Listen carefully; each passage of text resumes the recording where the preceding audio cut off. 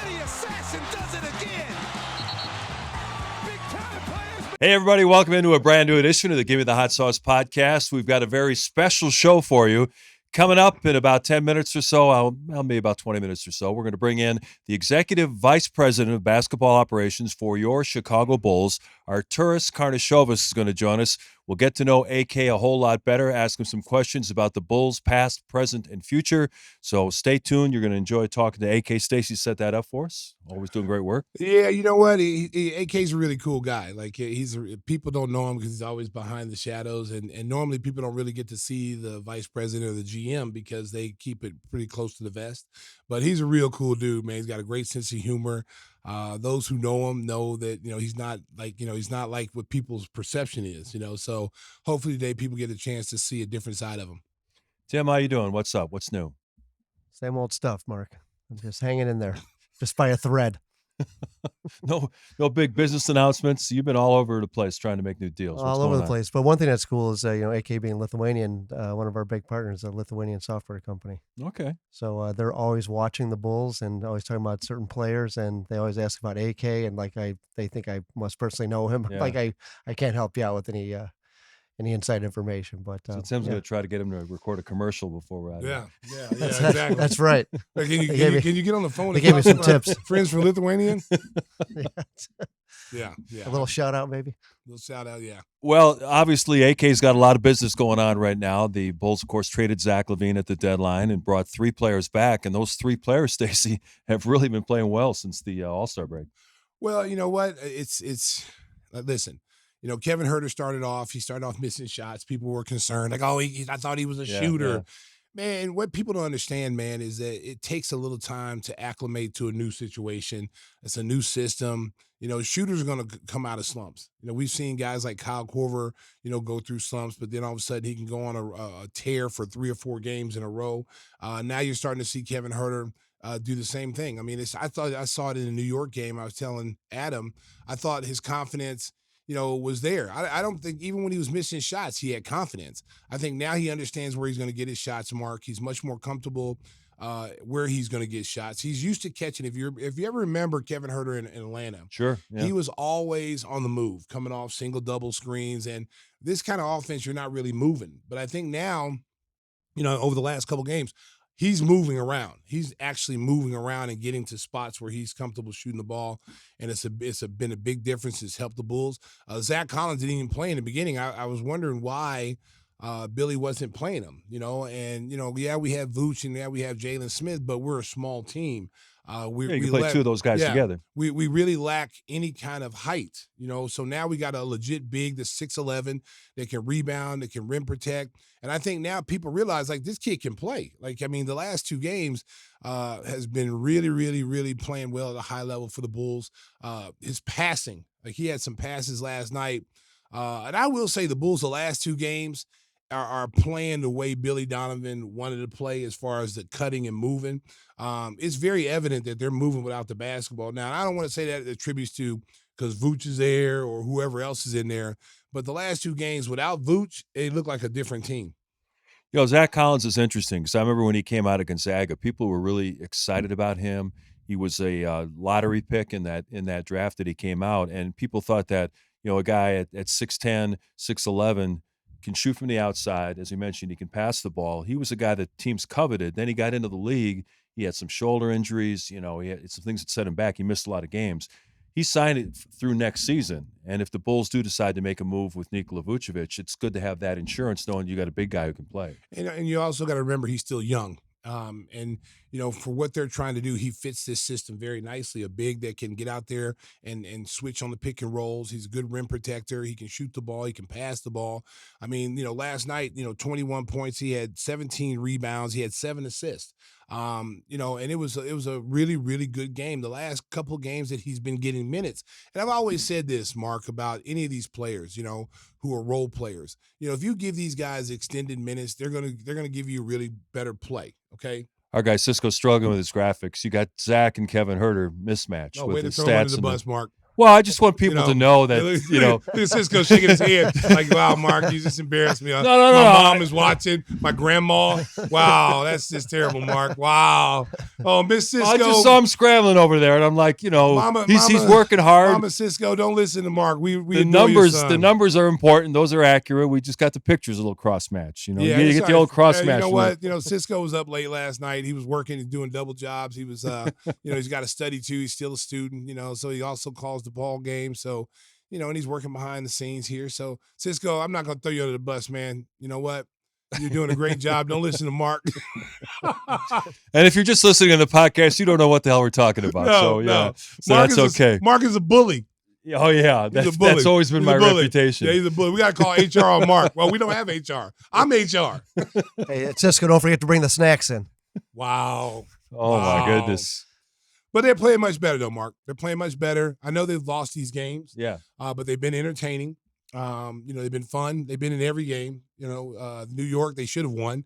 They had a chance to win the game at the end, and they drew up a nice play to give Vooch the final basket. He got his shot blocked by Mikal Bridges, and then they ended up losing in overtime.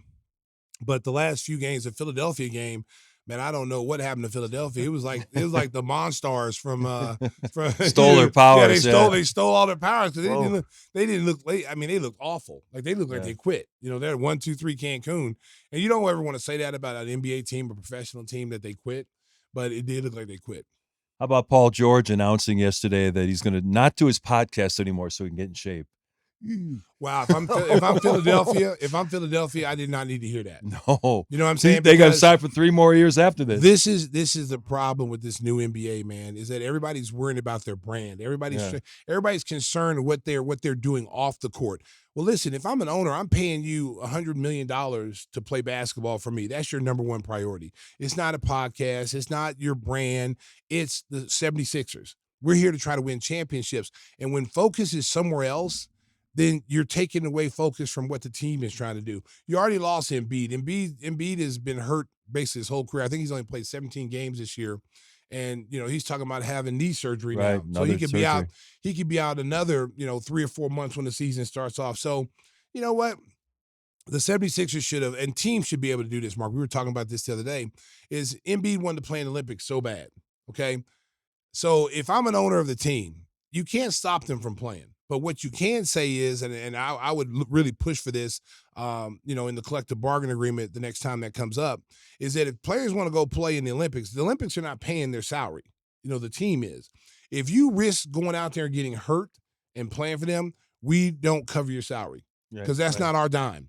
If you get hurt playing for the 76ers or the Bulls, we'll take that responsibility.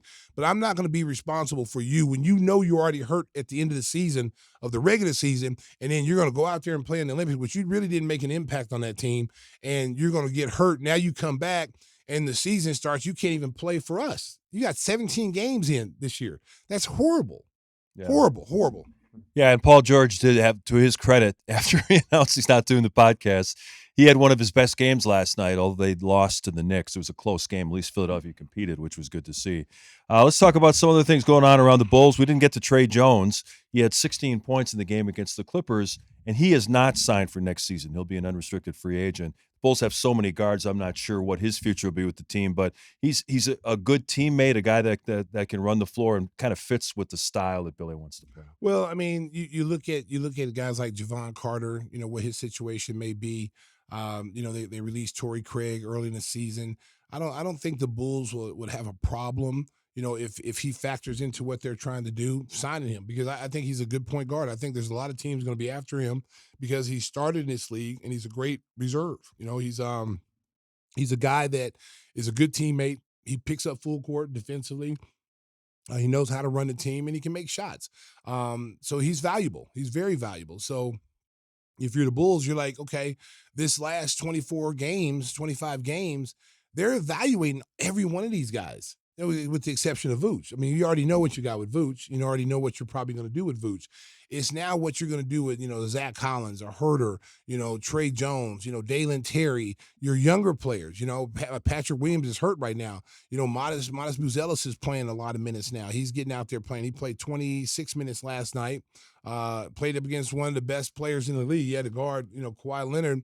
I only had 5 points last night, but that's not indicative of how he's been playing since he's been in the starting lineup. He's been playing pretty well. So, they're going to evaluate people, man, and they're going to try to put the best group of guys they have coming up next year. And you never know what's going to happen in free agency over the summer. You don't know where the Bulls are going to draft. So there's a lot of things up in the air. But I think the first phase, they have completed their first phase of getting the players that they want here to evaluate.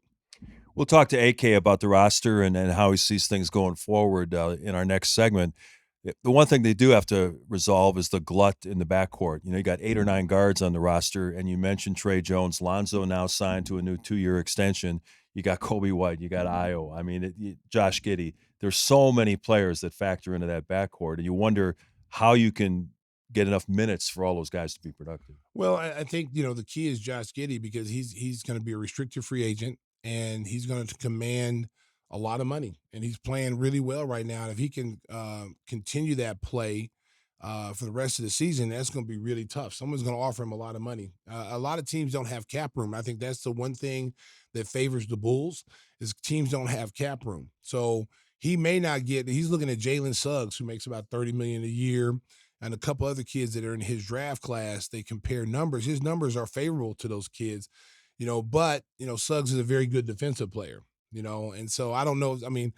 Who am I to say who's worth what? I don't know. I don't think Jalen Suggs is a $30 million player. You're worth whatever somebody's going to pay you. Yeah, whatever. Yeah, whoever. If they're lucky to get it and the team is foolish enough to pay him, Jalen Suggs is a good, decent player, but he's not a $30 million player. When you start talking $30 million players, man, you're talking like Dame Lillard. You're talking Luka. You're talking these all-star caliber players. These guys are paying guys who are second or third tier players money like superstars, and then you get caught in these contracts where you can't get rid of them because they never reach the abilities that their money is paying them. You know what I'm saying? Now you're a team. You're like, well, God, he wasn't worth $30 million. Guy's terrible. Well, you paid him because you felt like you were forced to pay him. So it's tough, man. They got to put some kind of tier system where the league is bracketed in tiers. You got the upper tier guys, your superstar players, because everybody's not a superstar. There's superstars and then there's stars. Okay, everybody can't be a superstar. Well, it's like last week we had Casey Johnson, who's as good as they get in covering the Bulls beat. And we were talking about Patrick Williams signing for 5 years, $90 million. And Casey just mentioned kind of offhandedly, he goes, well, $18 million a year isn't that bad for a role player. And I'm like, what? $18 million a year to average 10 and 5? That's a lot of money. Hey, listen, I already told you. I wish Lois and James King would have put me in and froze me. And I've been like a little frozen little tadpole. And they brought me out in like 20. Wait, what year did we say I need to come out? 2020. No, because I'd only be. Well, that's what's depending on where you wanted to be, or 2024. No, I want to be. So you'd be 21. I want to be 21. This age right now, 20 years old. 2004. So yeah, 2020. I'd be 2004. I'd have to come out. They'd have to unfreeze me and let me come out and grow me in a test tube, and I had the same ability that I had in Oklahoma. Everything's the same everything. Oh. Yeah. My mom and them just would have watched TV, went to sleep, did not do anything. They would have slept in the Lucy and Ricky. You're asking a lot. Ricky Ricky Ricardo. Ricky Ricardo. Remember they had the double beds? Yeah, sure. Yeah, they would have just stayed in the double bed for about 15 more years, and then put the beds together. And they had the great Stacey King. Oh Lord, I came too early, America. Oh, sounds like a plot for a new series. Stacey King reincarnated. Oh my gosh. Oh my goodness. Well, before we bring AK on to talk more about the Bulls, let's talk about a couple more things going on around the league. Down in San Antonio, they thought that they were going to gear up for a run for the playoffs. They acquired De'Aaron Fox, which was a really good trade for the Spurs. And then they found out that Victor Wembanyama is going to be out for the rest of the season because of a scary situation, a blood clot in his shoulder. Ooh. And then Greg Popovich announced that he's not going to be coming back either after he had the mild stroke a few months ago. So the situation in San Antonio with Wemby, here's a guy 7'4", 7'5". We remember what happened to Chris Bosh, that blood clots really ended his career. So you really, our heart prayers go out to him that he's going to be able to resume his career and not be affected. Well, it also happened to the Thompson kid in Detroit. He had blood clots at the end of the season. They had to shut him down, but he recovered nicely. It's amazing they were able to find that, because when you start talking about in the shoulder, that's closer to the heart. Yeah. You get a blood clot in the heart, man, it travels through there. That's a wrap. So thank God they were able to find it. And, he's being treated now. And I think the most important thing for him is just, heal up and get ready for next year. I thought this year he really, really took a big step forward. He could easily be defensive player of the year, so get ready for year 3. And they got a pretty nice team. They're probably going to get a nice pick again. Fox is a nice fit with them. They're probably going to get a nice pick to pair along with him and Fox. I'm sure Chris Paul won't be back there. Stephon Castle's been a very good player for them. He'll probably be rookie of the year. He'll be probably be rookie of the year. So, they've got some nice pieces, and they didn't have to give up any of their main young core to get De'Aaron Fox. So they're set up nicely for the long haul, not in the short term, but in the long haul, they're set up very nicely. So, Tim, you're our medical expert here. It's called deep vein thrombosis. Yeah. What's the prognosis on that for an athlete?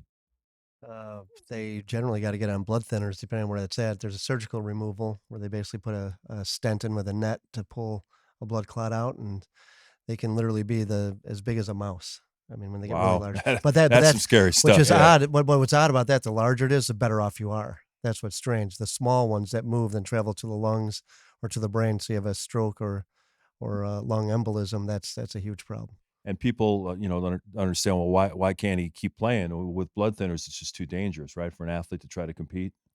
Depending on the level of blood thinning they have to do. So to start with, it's going to be higher dose, and then they'll start to trim it down.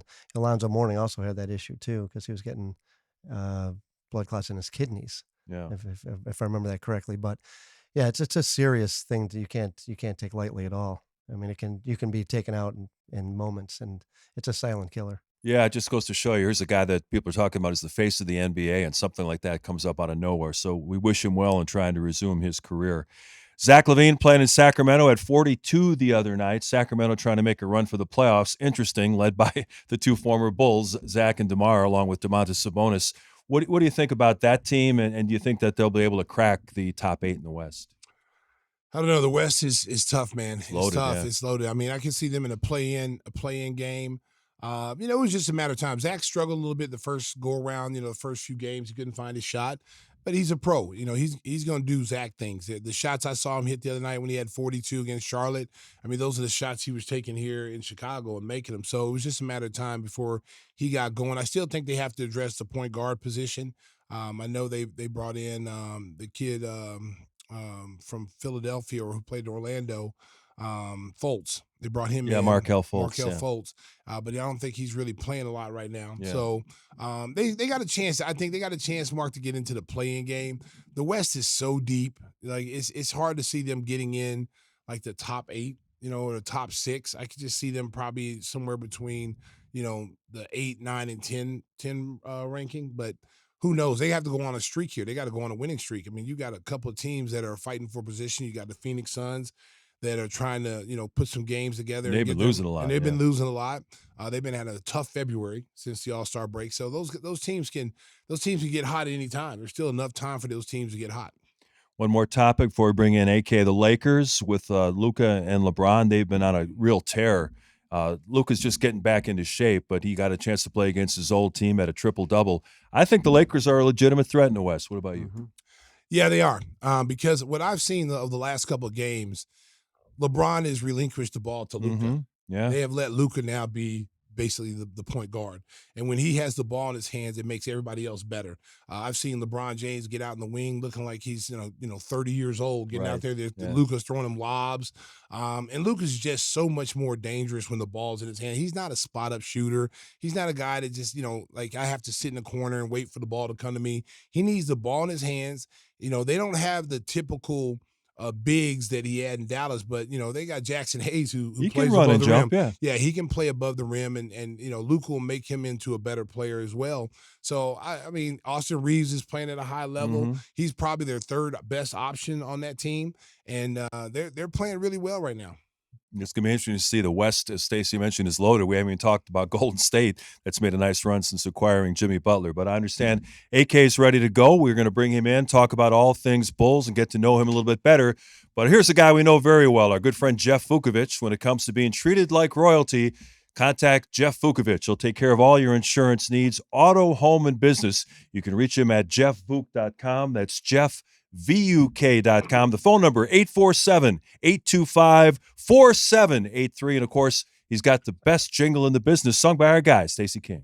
Nationwide is on your side.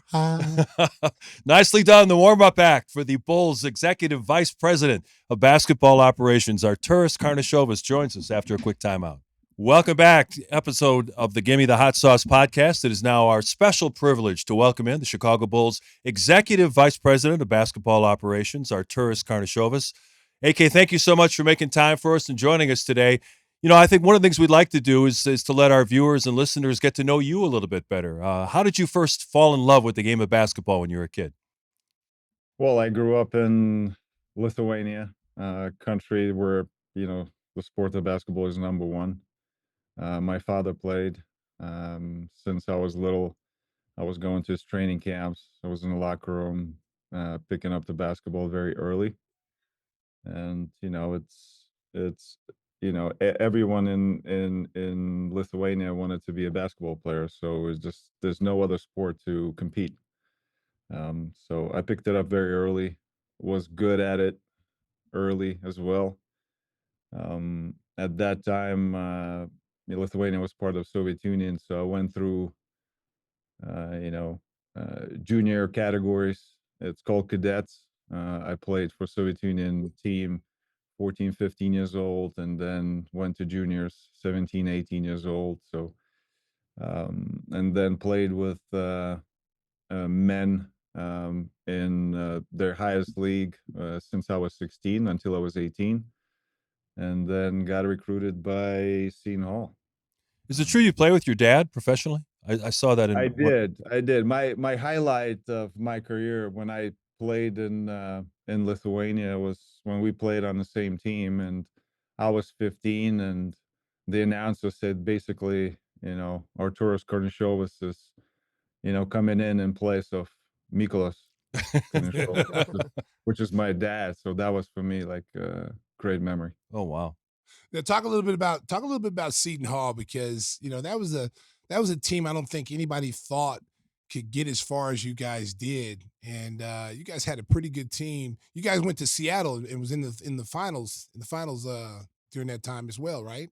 No, so I came in. Actually, my memory and why I was so fixated on Seton Hall is because I saw it on TV.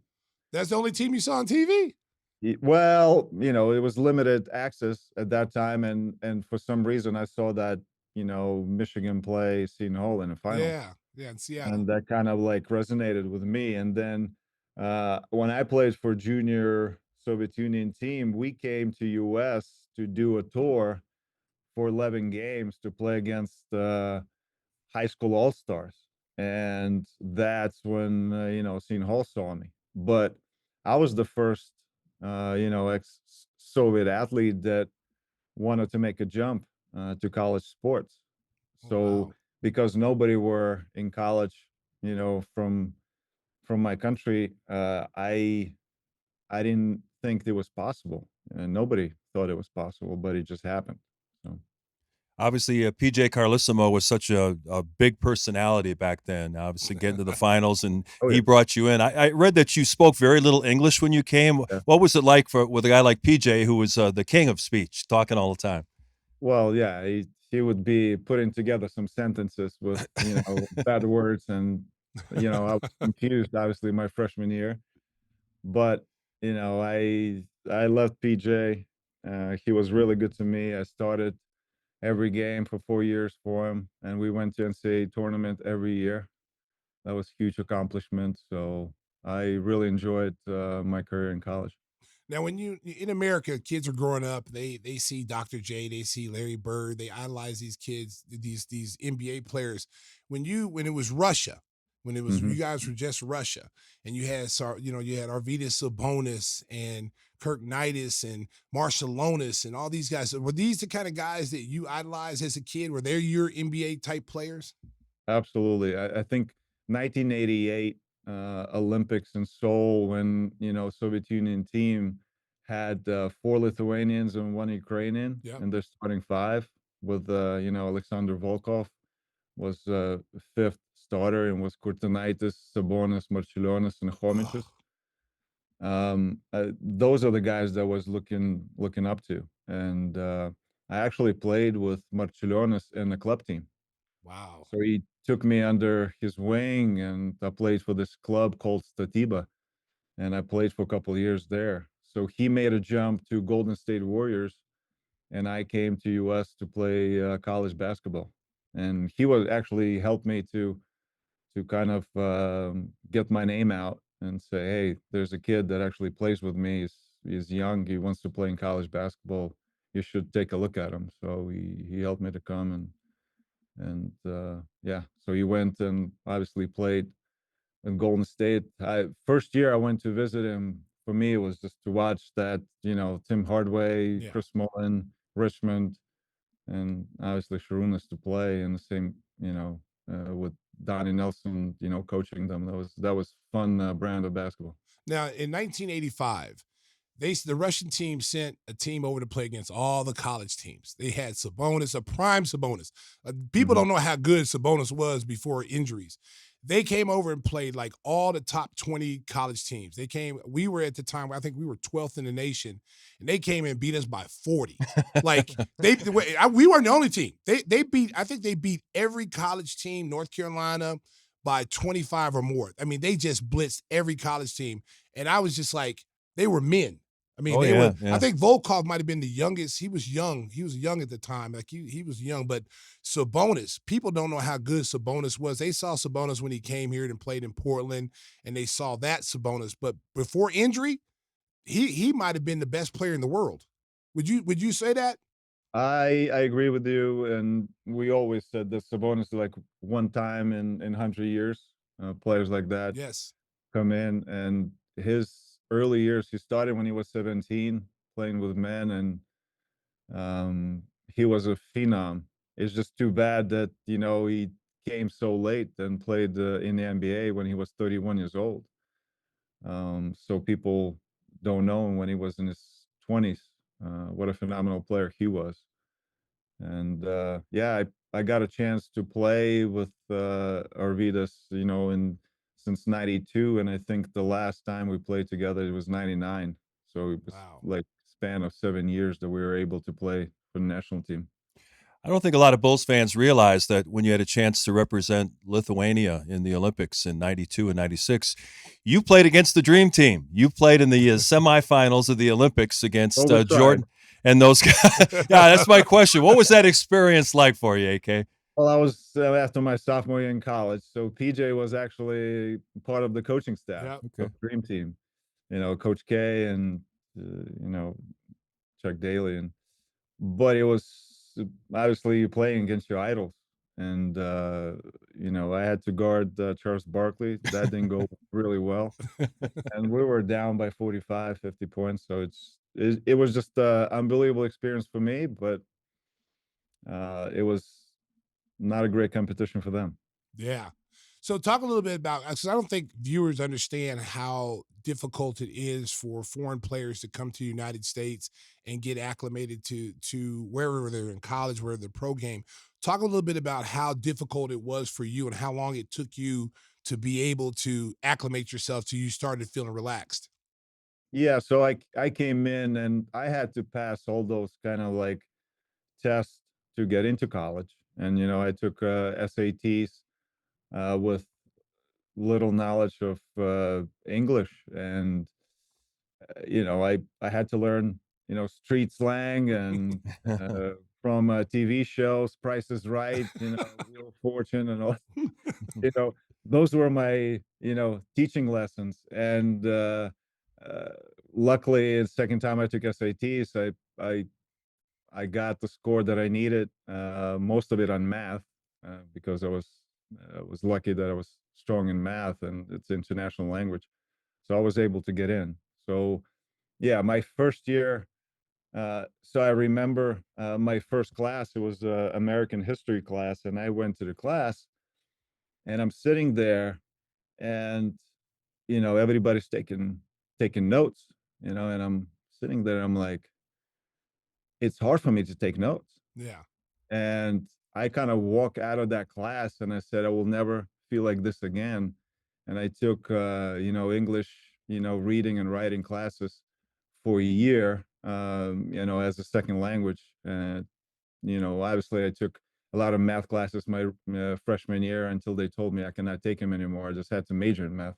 Yeah. Uh, but, it took me a year to get control of the language. And, my sophomore year, I started taking English 1, English 2, and then it took off. Yeah.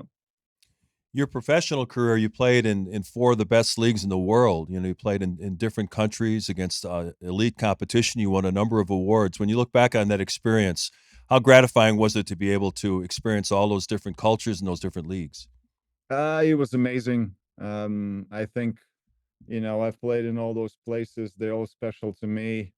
Um, but I was always the guy that, wants to absorb the culture and language. And I remember coming to Barcelona and I had a difficult time communicating with some of my teammates because they didn't have, didn't speak good English. And I got a teacher in Spanish, and then 6 months later, I was able to give interviews in Spanish. So anywhere I went, I wanted to, to kind of learn. And I would go to restaurants. I would get to know owners, talk about food, culture.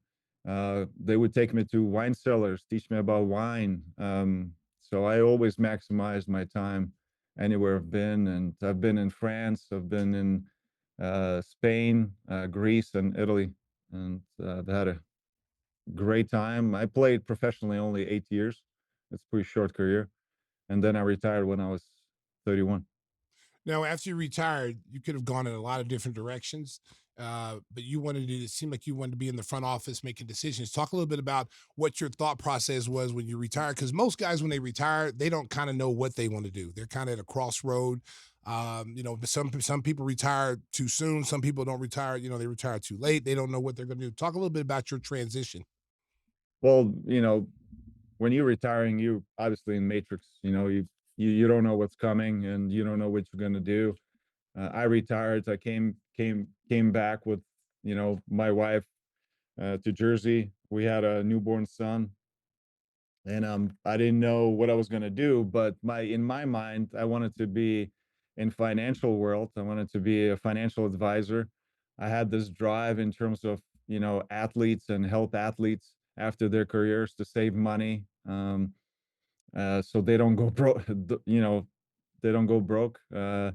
Couple of years into it, so I had this, idea of what I wanted to do, and I was in New York City, working for a financial firm my first year, and after a while, the MBA office actually was two blocks away from where I worked, and got in touch with NBA office people. And actually at that time, Kim Mahoney was the head of international department basketball operations there, and Stu Jackson was there. And the game of basketball, obviously was growing, and the number of international players were growing in the league office. I mean, in the league, and they needed some help, and that's how I got um, kind of persuaded, hey, come and work with us. And that's when I kind of abandoned my first kind of goal and dream to be a financial advisor, and I kind of jumped back into business of basketball. But I mean, that was such a great 5 years in the league office that I've learned so much. It's obviously, uh, kind of setup, business setup, from writing reports, uh, every week, every day, and it was just a necessary thing. I call it as a boot camp of basketball.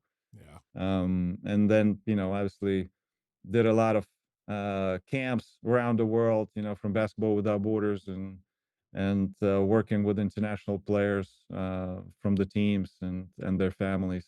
So it was great first steps for me until I kind of formed the idea of like, look, I want to be on the team side. I kind of missed that, camaraderie in terms of team. There's one goal, is to win a championship, and I kind of wanted to go that route. And that's when opportunity came to work for Houston Rockets in 2008. Um, and I took a scouting job, and you know, and that's when my journey kind of on the team side started. And of course, you moved on to Denver, worked with Tim Connolly. How much of an impact was he in terms of developing your philosophies and the way you handle your job now? Well, my philosophy started probably in Houston. We had a lot of fun. There were a lot of um, guys. Obviously Daryl Morey was the head of basketball operations, and at that time Sam Hinkie was part of the team, and Gerson Rosas and Monty McNair and uh, Sachin Gupta, all the guys that actually went on and were number ones in some of the teams. So just being in that room, it was just great opportunity for me to learn. And then when the opportunity came, with Denver, and Tim called me and brought me in to help him, obviously in Denver in 2013. It was unbelievable opportunity that I took it. Talking about Denver. What are the Well, chances that you get a guy like Joker in the second round? Like, how did y'all come across him? And what was the thought process when you drafted him? Because if you go back in the early and you look at the pictures of him playing, and he's a chubby guy, out of yep, shape. yep, His yep, body wasn't what it is now. And then you mhm, had Nurkic too. Nurkic, you guys found yep. Nurkic as well. Talk a little Same bit draft. about that. Talk a little bit, because that's amazing. That's a generational talent right there. Yeah, so 2013, we kind of came in. I came in right after 2013 draft, so I was not even in the draft room. Um, so 2014 was basically that group, um, first draft, and uh, that year we drafted obviously Nurk, Gary Harris, and then Joker in the second round. So that was our first draft, Oh my gosh.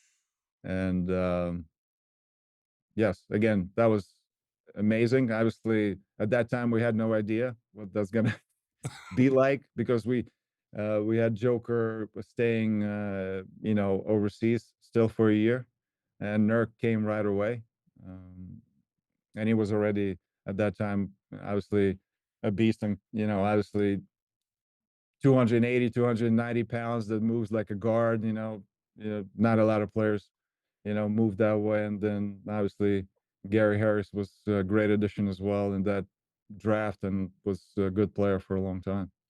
Yeah, and Bulls fans will remember that was a trade with the Bulls. Doug McDermott coming to Chicago. Oh, They needed a shooter back then, and, Ironically. and Tom Thibodeau thought that might be the final piece in a championship puzzle. And you Mhm. got two outstanding players in Nurkic and Harris.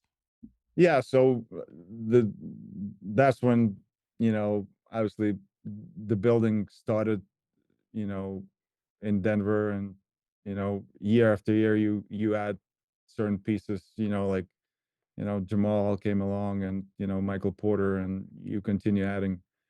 So it was a lot of fun in terms of building in Denver, um, and I really thank the ownership and the Cronkies, and Tim Conley for having me there for 7 years, and 2020 came, right, and Yeah. that's where Chicago Bulls came in, and that's when I took the job. Drafting is people, I don't think they understand how risky it is. You take chances on a guy. You see a guy in college, you say, you know what, He's our guy. We brought him in workouts. You do the evaluations. You talk to the player. When Michael Porter was coming up, he was picked to be the number one pick. He was a consensus number one pick since high school. Mhm. And the biggest concern with him was his back. His back. Mhm. Everybody thought his back was bad. And they kept I remember because he was the guy that the Bulls, he was on the Bulls chart. And they were Mhm. talking about, well, he could be, he might not play more than 3 years. And there was all these different things.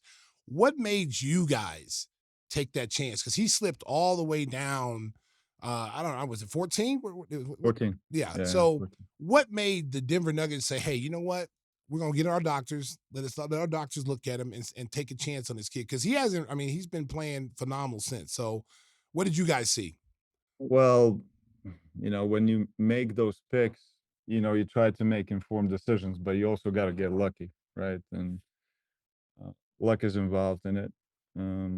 But I think during that decision, I think the easy one is like you put historically the 14th pick, the past 2025 drafts, and when no names that actually kind of resonate with you in terms of taking a shot at the player that has a chance to be really good, then you say, you know what, you can risk, if he's going to get better. I know there were a lot of medical concerns with Michael coming out, but we took a chance and ownership was on board, and that's how it happened.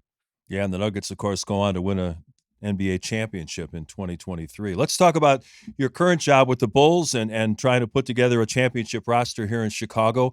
Obviously, 2021, you made a series of moves that had the Bulls at number one in the East at midseason in the 21-22 campaign. And then, of course, Lonzo Ball got hurt. When you look back on that period, were there more factors than just Lonzo getting hurt that caused you to reevaluate where the roster sat?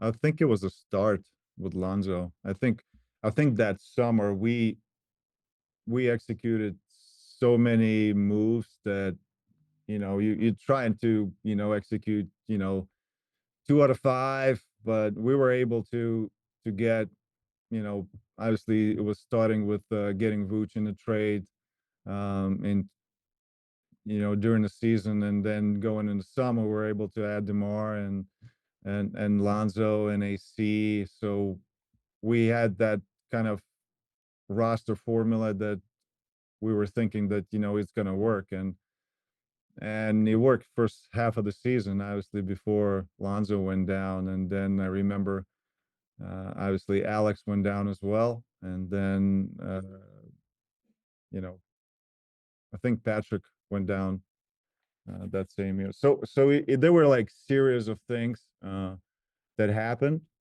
um, um, yeah, those are the memories about that season. But it was fun to watch those guys first half of the season to be in the first spot from 11th spot the year before. Huge turnaround, and yeah, it was fun season. Yeah, I talk to people and they ask me all those questions, and I'm like, when Zoe went down, that was kind of the turning point because he's like losing three people. The He was an basketball engine. IQ. Yeah, Yeah, he's he the was engine an of that engine. team. And with the basketball IQ, he rebounds, he defends, and he makes the team better with the way he sees the floor.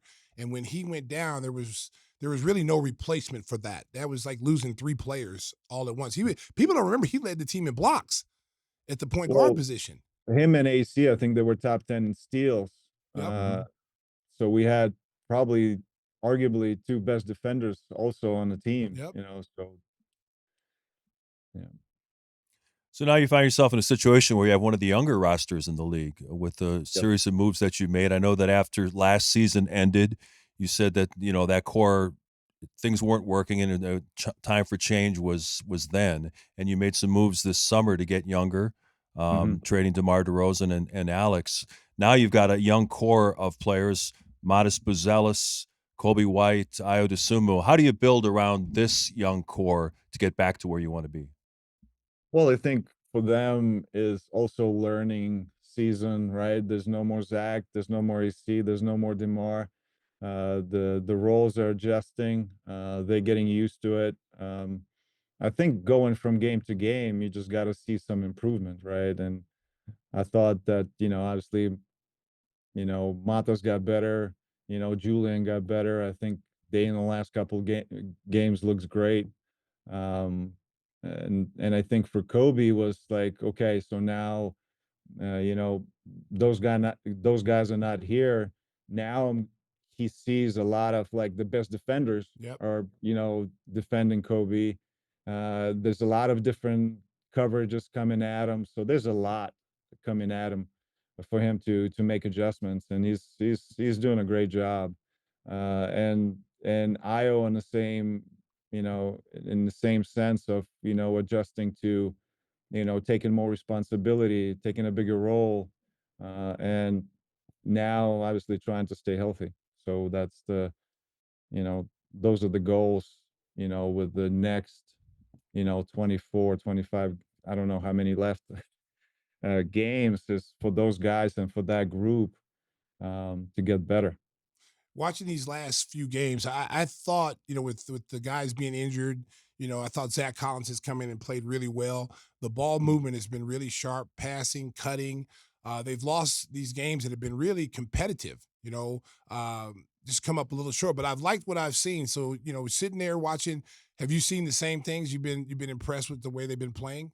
Absolutely. Starting with the New York game, I think just just how they were just coming in terms of pace, just sticking to what we were trying to do all season long. And now the guys, in terms of like crisp execution, you're gonna make shots one game, and then some of the games you're gonna miss, but they continue to play the same style. And also give credit to new guys they came in. Look, I mean, when trades happen, the guys that come in, they also, kind of in shock, right? Their organizations trade them. They kind of, what's going to happen to me, and the guys also that on our team that are still there also saying, how is it going to impact me? But after a short period of time, the guys were able to adjust, and they, last four games has been fun to watch. Yes, we came up short in New York, lost by four against Phoenix, lost by four against Clippers, but those are the teams that are trying to compete. And it's good to see our young guys staying in games and working basically how to close out games. It's like, in Phoenix, you foul KD twice in a row, and you turn the ball over, and that kind of like, you know work, decides the outcome of the game. But those are the lessons that you have to go through in order to learn how to finish games. Josh Giddey is on a tremendous tear right now. He's got 4 straight games of 20-point double-doubles, playing at a really high level. I know that's the kind of play you envisioned when you made the trade, sending Alex Caruso to Oklahoma City. He's going to be a restricted free agent this summer, which is always a difficult thing for any organization to deal with. How do you try to figure out to work out a fair contract with Josh going forward? It's great to see Josh and how he developed this year. I think he's fully healthy right now. Again, just turned 22 this fall. I think, when we moved AC, I think, both teams got what they wanted. They were looking for, vet defender, you know, kind of the intangibles that, AC was bringing to them. And we took a chance at that time, 21-year-old, guard that is elite rebounder and passer. And I think through the season he developed, and the last four games he was on a tear. I think, you know, what was it? Only MJ was the only one that, in double figures in rebounds and points, Yeah. three games in a row. But it's great to see the progress that Josh made, and obviously the reason why we brought him here. And we'll see what's going to happen in after the season. One of the things that people always want to talk about, rebuild and reload, whatever.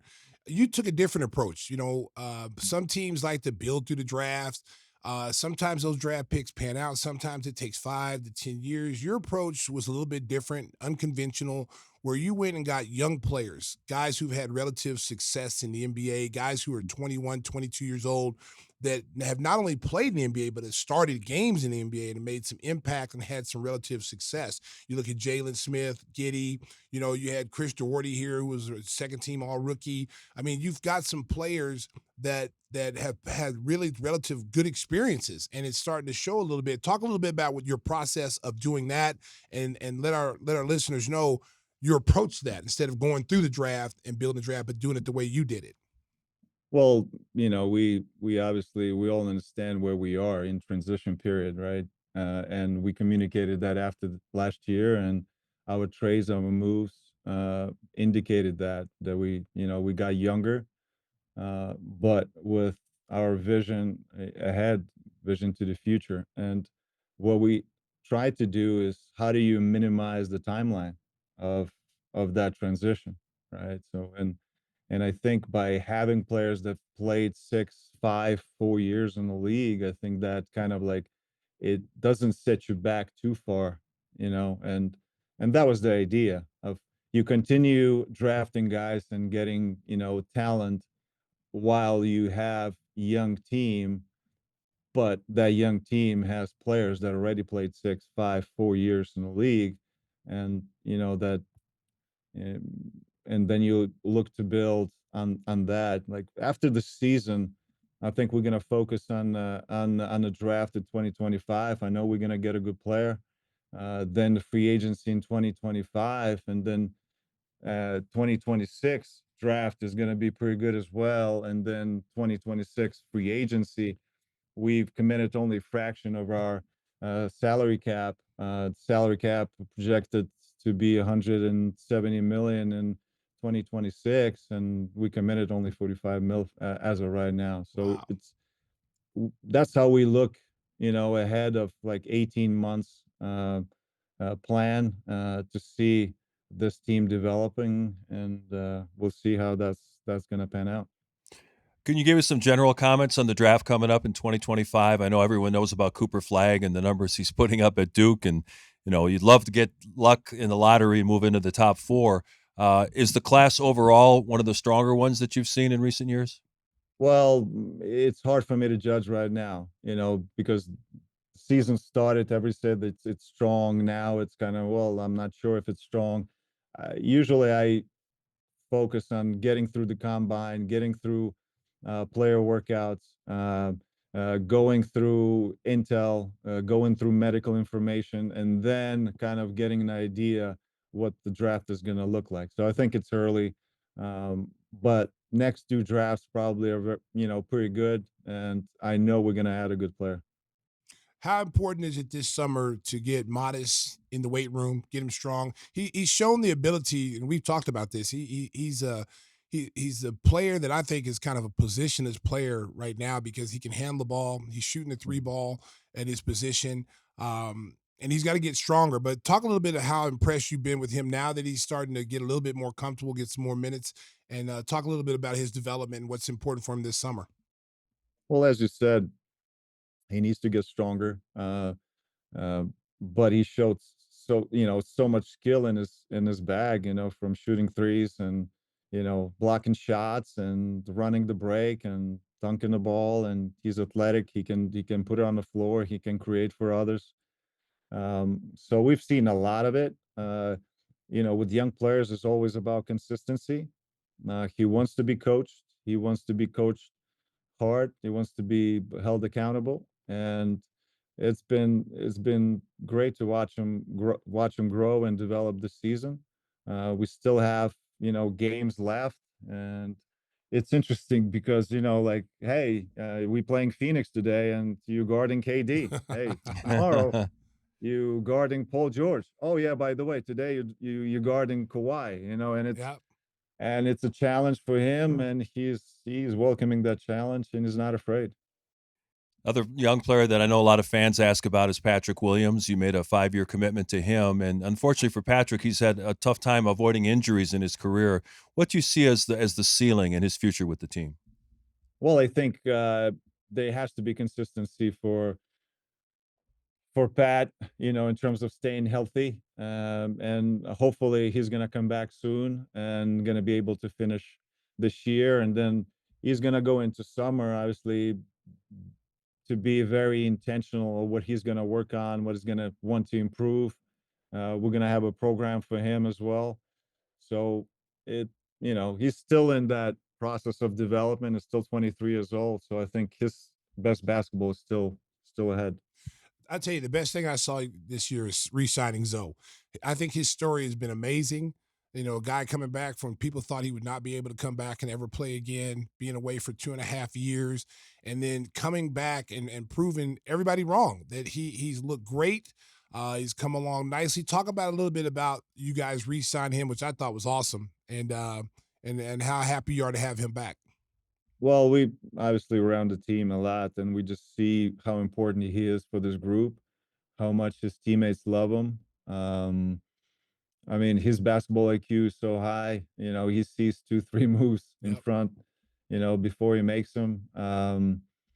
It was interesting, even when during preseason, to watch him practice. When he was like at 60, 70%, and he was still making plays, and we were like, wow.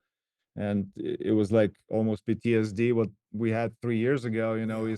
He's running on a break and is throwing a lob to Matas. Matas is dunking, and so it's been great story. And it was it was great that we were able to talk to him and his representation, and you know to be able to keep him here obviously longer. It's really good because you can see his value on the floor. When he's on the floor, it's always a plus. From his defense, rebounding, pushing the ball, shooting, and his leadership. Arturas, you've been so generous with your time. We really appreciate you joining us this afternoon. I don't know if you see the guy in the red hair in the end here. He's been dying to ask you a question. That's Tim Kelley. I'm sure he wants to know, you say you immerse yourself in the culture everywhere you've been. How much have you enjoyed Chicago and the restaurants and the things that are to do here? Well, I love Chicago. And my favorite thing is obviously restaurants. I love food. And even I devote my workouts to be able to eat. Well, so the I burning honestly- question is, what's better, New York pizza or Chicago? Ooh. Well, because I'm a Jersey, New York guy, so I probably will say New York. But Oh, that but hurts. overall, I think the restaurants that they have in Chicago. I mean, there's not a bad meal. And obviously I have a lot of favorite spots, so I enjoy it. Well, again, thank you so much for joining us this afternoon. I know that our viewers and listeners enjoyed getting a chance to know you better. Best of luck with the rest of the season. And we know there's exciting things on the horizon for the Chicago Bulls. Thank you very much, and Stace, and you've been unbelievable in terms during the season. Thanks for your obviously commentary and support, and thank you very Appreciate much that, for AK. having me. That's my guy right there, AK. My guy, man. That's my guy. Arturas Karnisovas, our guest on Gimme the Hot Sauce. We got a little football and we come back. Stay with us. Welcome back to Gimme the Hot Sauce. Again, our thanks to AK for giving us so much time this afternoon. I know Bulls fans are wondering there may be some questions they had that we didn't get to, but he gave us a ton of time and we appreciate it. Gave us a lot of time. And again, just it's get to know him. Guys, people don't see him, and it's easy to critique someone or criticize someone for things that happen. I know people are like, we didn't get any first round picks for Zach and DeMar and all this stuff, but they got their first round pick back. They can make the playoffs if they want to. I don't think that should be the goal. I think the goal is develop these young players. That's the main goal. Keep your pick. And be able to get a nice draft pick. The Bulls right now currently are the 6th youngest team in the league. Right. Okay, that's where you want to be right now. You don't want to be the 6th oldest team. You don't want to be an old team. They've gotten relatively young very fast. Now you're going to evaluate these kids the last 24 ball games, try to find out which of these guys are going to be your core. You got to start with Kobe. You got to start with Ayo. You got to start with Patrick Williams, Modest. Modest. I mean, and Josh Giddey. Depending on what he gets in the open market. because he's got to set the market. The Bulls he's a restricted free agent. The Bulls have that advantage, so let him go set the market. And then just like I said, find out which guy's your core, get a draft pick. Hopefully it's number 1, 2, or 3. Get another great player. And if you were listening carefully, AK really did lay out their strategy for the next 2 years. He talked about 2026 free agency. And at that point, there's going to be a number of not just star players, superstar players that are potentially going to be hitting free agency. If the Bulls, as you said, $45 million committed? Yeah. They're going to have the ability to go out. They'll have over $85 million on the cap left. So they'll be able to spend some money on a quality free agent. Maybe you can get 2. So that is part of the strategy, trying to get a good player in these next 2 drafts and then going out into free agency in 2026. Don't be surprised, the Greek freak, baby.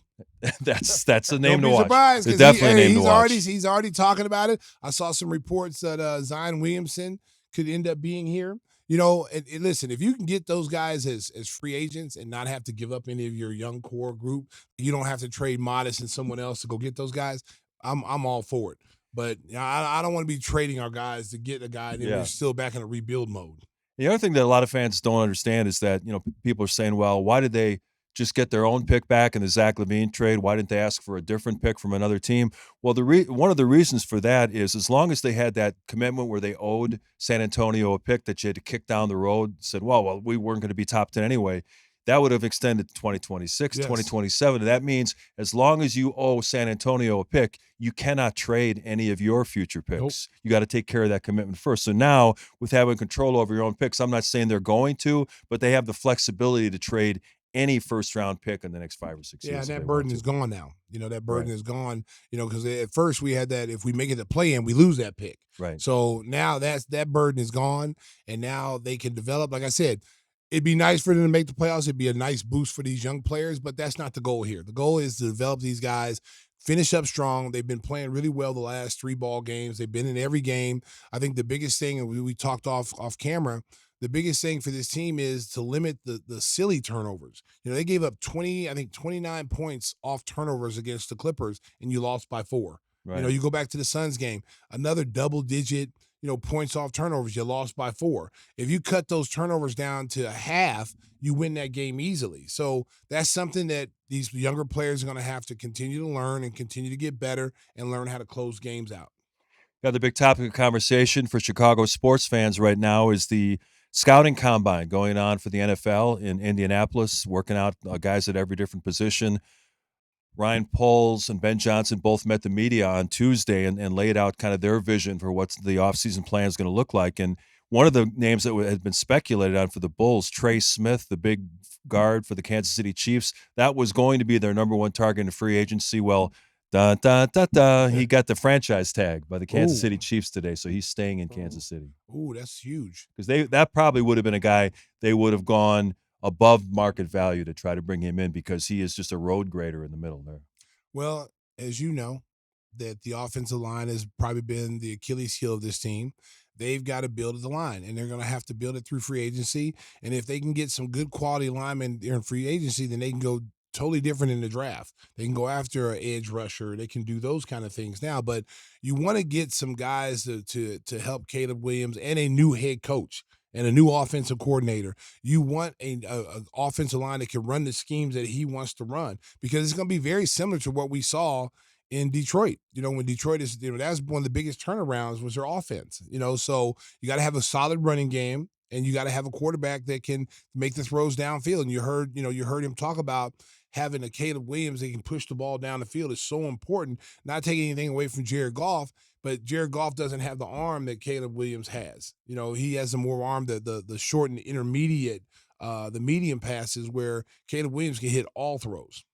The more I hear Ben Johnson, the more I like him. I mean, he's a guy, he's personable, he's confident, he has a clear vision of what he wants to do, which we didn't have in the previous coach. You guys see that survey that came out from the Players Association where Matt Eberflus ranked 32nd of all coaches in terms of respect from his players, organization, being able to lay out what the goals were. Was ranked that high? Well, I'm going to tell you something. Bears Nation. They should have did that after his first couple of years and asked the players in his own locker room that way. Yeah. And then you get a fair evaluation of what they think of the coach. Because, you're doing that. That's a league-wide thing, right? Go to your locker room. Find out what your players think of the Yeah. coach. When you run They through know a now. wall, well, yeah, but you waited. They you waited, yeah. You almost ruin another young quarterback. Just trying to stick with, some continuity. Oh, he's a nice guy. He changed his hairstyle. He grew a beard. Right. Oh, Hard okay. Knocks, that was he's the big a great story. guy. No. He's not the right guy for this job. And if you're going to bring in a new offensive coordinator, then you bring in a new coach. You got a brand new quarterback. They should have equipped this kid from day one, or not even play him and let him redshirt. Let him sit out the whole year like they did, most of the year they did with Patrick Mahomes, and they threw him out there later on in the year.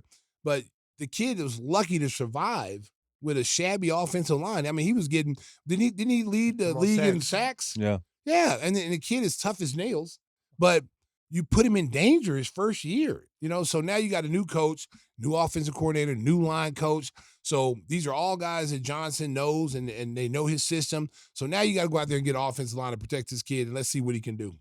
And Ben Johnson said he's going to bring Caleb in when the league year starts, and they're going to look at every snap from last year. He said not that he wants to critique everything he saw because there were a lot of breakdowns up front, but he wants to work on things like footwork and recognizing coverages, and then they'll flush it and they'll build a whole new offense around his strengths. They're going to add another running back because, they had David Montgomery and Jahmyr Gibbs in Detroit. They believe in the running game. It's going to be fun to watch this offense as the years go on. Well, how about Caleb Williams talking about he never watched tape with his Right, guys? right. That's embarrassing. Yeah, that is bad. That's an indictment. Yeah, that's an indictment of your coaching staff. Yeah. And if you're the general manager and the vice president and all the people in the front office, you don't want to hear that. You're like, really? Like, how do you not know that? Like, you should be going down there. If I'm the general manager, I'm Poles. I'm talking to my young quarterback. How's it going? Yeah. How are you liking it here? Yeah, what can we do to make yeah, it better? Okay. Well, first we can watch more tape. Yeah. We're not watching. How about tape? the offensive coordinator talking to me? Yeah. A little bit more? How about the offensive coordinator taking me out to lunch Yeah. and saying, "Hey, what can we do to make this system better for you?" Yeah. That was terrible that he said that, and he said that on a podcast with the Brown brothers, the wide receiver from Detroit. St. Brown, yeah. And they basically killed the Bears. They killed. I was like, oh my God, that was really, really sad to hear. That was really sad to hear. The other big story around the combine, the possibility of Matthew Stafford getting traded. I know it's all about money. He wants a new contract. He's 36, 37 years old. But only $4 million guaranteed. They don't want to pay him. And so now they gave him permission to see what his market value is by talking to other teams. And there's talk that if they trade him or they release him, they're going to bring in Aaron Rodgers to play. So you just get old to older. Yeah. I mean, can you imagine that? 36 to the 40. Aaron Rodgers circus rolling into L.A.? Listen, man. Perfect spot. Listen. I mean, America. And we had enough Aaron Rodgers. And I like Stafford. I would keep Yeah. Stafford before I bring Aaron Rodgers in. Aaron Rodgers, first of all, it's never his fault. No. Okay, but I tell you what, I guess the locker room in New York liked him. The players liked him because they just had a vote. Aaron Glenn, who's now the new head coach there, there's players that wanted to boycott that they let him go. The Leonard Williams, the number one defensive guy, that whole locker room loved Aaron Rodgers. So on the outside looking in, we see something totally different than what's going on actually in the locker room. We see like a jerk. We see a guy that doesn't really care except for himself. But in that locker room, he's well respected amongst his team. So maybe it's not as bad as we think. And supposedly he'll bring Devontae Adams with him because Adams grew up in California. He wants to play out there. But, you think about the Rams, they almost beat the Eagles in that first round of the playoffs in the snow in Philadelphia. Yeah. So why wouldn't you keep going forward, Matthew Stafford? I know it all comes down to dollars. It's kind of like the Luka thing where they didn't want to give him the $340 million. But, at some point, you want to win football games or not, Listen, you've already won a Super Bowl.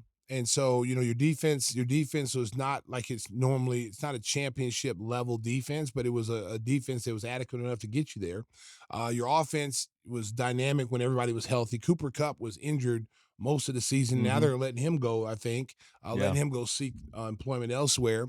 He was on my fantasy team, but he didn't cost me though. I benched him, and I ended up winning the championship. So I was good with Cooper being out because the year before he was record setter.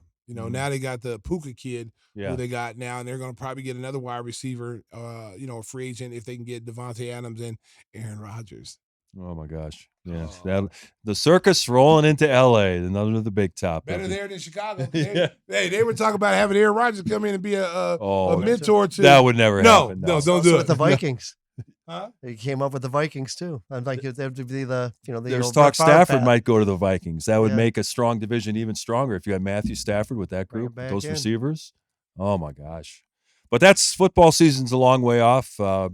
We're not going to talk baseball today, but the Cubs are unbeaten in spring training. That's kind of interesting. Who cares? No, I'm just playing. Yeah. I'm not playing. No. It's preseason. It's Yeah. preseason. Yeah, so a Yeah, long so way to go yeah. till we start talking about that. But before we leave here, we always got to have our regular segment. I had somebody comment on X saying that they love the what are we watching? They love the guidance. So Tim, what do you got for the folks? For the Oscar-nominated Demi Moore, Substance. It just sounded interesting. She is an aging Hollywood actress, model, exercise guru, and she wants to be young and pretty again and starts taking really? the substance. And What is the She's- substance? She's is that nude. she's nude in it a lot. A lot. I'll be watching it tonight. I'll be front and center, baby.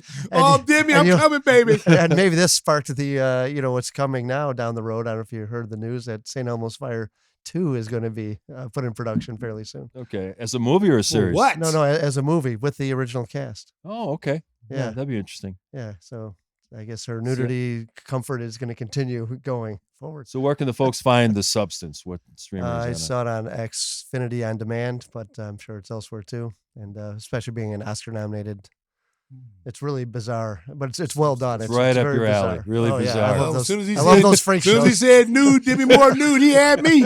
He had me right at nude. I'll be right there, America.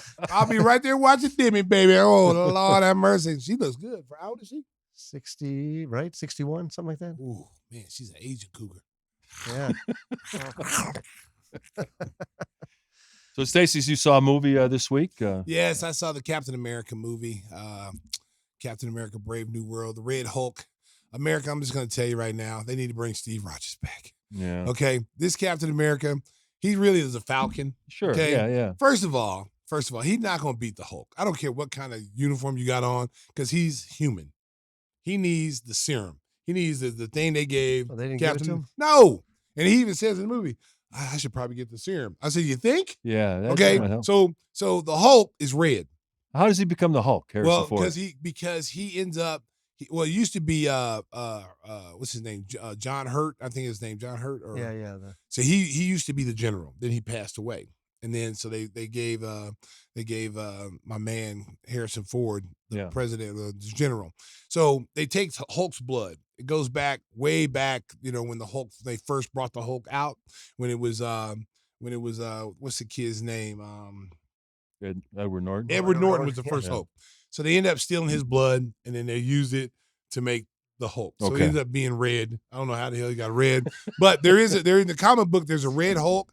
There's a gray Hulk. There's like a bunch of Hulks. Okay, so this one they didn't have him in the show very long, which kind of ticked you off because in most previews they show that's pretty much the movie. Yeah. Right. And I should have known that. Once they showed me the Red Hulk, I'm like, okay. They suckered me into going. I'm like, okay, it's a Marvel movie. We're gonna see the Red Hulk. Yeah. And I'm like, you didn't see the Hulk till like the very end. Oh, okay. That was terrible. They got me. But Anthony Mackie is a good actor. Yeah. But Yeah. Very good. he's a very good actor. But without the serum, it's like you and I putting on a Captain America suit, Yeah. trying to fight an ultra superhero. We're not gonna last, America. We are not gonna last. We will be dead within a minute. Okay. Matter of fact, I would have ran. I would have clipped my wings on and I'd have flew away. I wouldn't even try to fight the Hulk. I wouldn't even try to fight the Red Hulk. So don't waste your time, America. It's not that good. Well, speaking of Hulks, we teased last week that Reacher was coming back on Prime. They had the first 3 episodes, and Reacher's kicking ass like he always does, taking names and just dropping guys. I mean, it's been fun to watch, you trying to watched all 3 infiltrate. episodes? Yeah.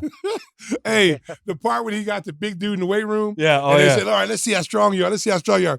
So they're having this arm wrestling thing, Hungarian right? arm wrestling. And so the guy has his fist this way, and Reacher's pulling against it. So Reacher, they're battling. They're battling. 2 big, strong guys. So the Reacher gets the guy's hand all the way down, and he lets it go. The dude punch himself in the face. Yeah.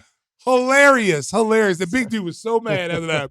And then they, when they remember he was in the car, and the guy said, "Get out of the car." And then Reacher goes, "I'm not getting out of the car." And he goes, "You got to get out of the car." He's rude.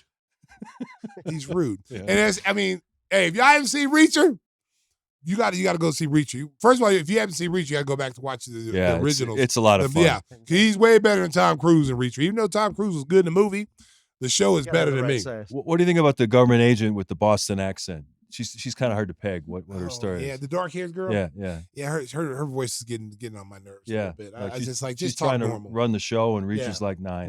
No. I'm thinking it's give it a time, and Reacher's gonna have her. Yeah. Reacher, we're gonna have a shower scene for Reacher. Reacher. Is Alan Richardson Well, a little extra she juice? saw him walking down the road when he was swimming through the water, and she goes, "F me." you know? Yeah. He takes his clothes off, and she sees Reacher butt naked. It's a matter of time, America. Yeah. Reacher, he's coming, baby. He's reaching. If Reacher, Hey, he could be the Red Hulk. Hey, listen, Reacher gets what he wants. Yeah. Trust me. Reach He around. gets what he wants. Sorry, it just came out. We missed it. That's all right. Just keep going. All right, we'll pass through I it. know you got something to say. I said it. Hey, we hope you enjoyed the show today. It was great getting to know AK a little bit better. Hope you enjoyed that. Had some fun talking Bulls and his background growing up. It's interesting that he was in the Soviet Union when he was a kid. Yeah. And it came through that and has had a remarkable life. It was interesting to hear him. Like, we grew up idolizing NBA players. He grew up idolizing the Russian players, which is pretty cool. Yeah. So that was interesting interview. Hope you enjoyed that. Whispers, how can the folks get some hot sauce? They can just hit the website, gimmethehotsauce.com, GIMME hotsauce.com. Use the codes, get There some you go. discounts, get some free shipping. About time for barbecue season, baby. Oh, it's coming. Strongly endorsed by Yeah. AKs. He's got it in the household. Yes, I'm we going got to have a keep big it- we barbecue keep in it the next couple of Advocate weeks. Center. The Advocate Center has it all in the Advocate Center, baby. The Bulls use it, baby.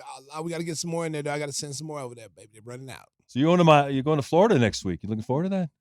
Boy, yeah, I forgot You got about like that. 3 or 4 days in Florida. Going to Orlando. We're going to Miami. They And just that added that. rescheduled They game. rescheduled Yeah. that Orlando game because they had us on a one-day trip and then flying back and then going And back it out. finally the made next week. sense. You go 2 days. Yeah. Well, they finally got rid of the monkey in the astronaut suit, and they got a human there. A human now making decisions on the schedule. Yeah. It's 3 months late, but at least they changed it up because that little monkey in the astronaut suit. Well, let's have the Bulls go to Sacramento. And then let's have them come all the way back and go to Orlando. Yeah. Yeah, you little monkey. So fun in the sun for Stacey and Adam next week. We'll be coming at you with a new show when we can get Stacey back in studio. Until then, thanks for watching. Thanks for listening. And drive home safely, Chicago BB. He didn't come for the massage, he came for the facial. Don't sue him. Does anybody know how to post videos to Facebook? There's a block party, Mike. Did he get the invitation? That's a huge three. Mustard. Lonzo left alone. Gimme that sauce. Able to swerve, bend that corner. That's the last time I'm going to see it. Williams straight on.